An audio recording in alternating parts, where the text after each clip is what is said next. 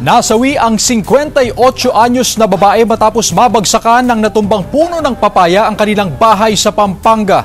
Makibalita tayo kay CJ Torida ng GMA Regional TV, 1 North Central Luzon. Tulala at halos hindi makapaniwala ang anak na si Rizalina sa sinapit ng kanyang 58 anyos na ina matapos madaganan ng puno ng papaya ang kanilang bahay sa Barangay de la Paz Norte, lungsod ng San Fernando. Nanlulumo ang kanilang pamilya dahil bukod sa nawasak ang buong bahay, ay nawalan pa sila ng mahal sa buhay. Siyempre po masakit po sa amin, lalo na hindi kami nag-usap ng nanay po. Yeah.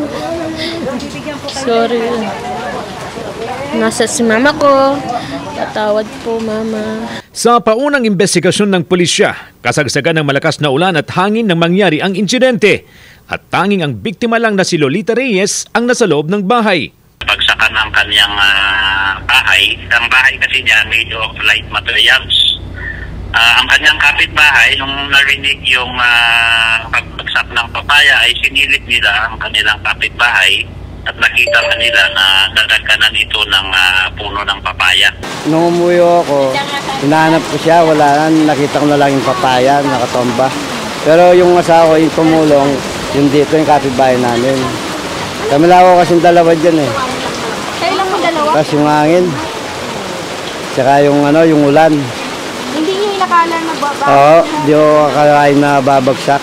Sinubukan pang dalhin sa ospital ang biktima pero idineklara siyang dead on arrival.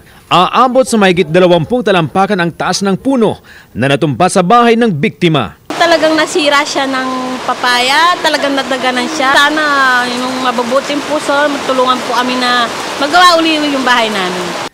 Mula sa GMA Regional TV 1 North Central Luzon, CJ Torida nagbabalita para sa GMA Integrated News.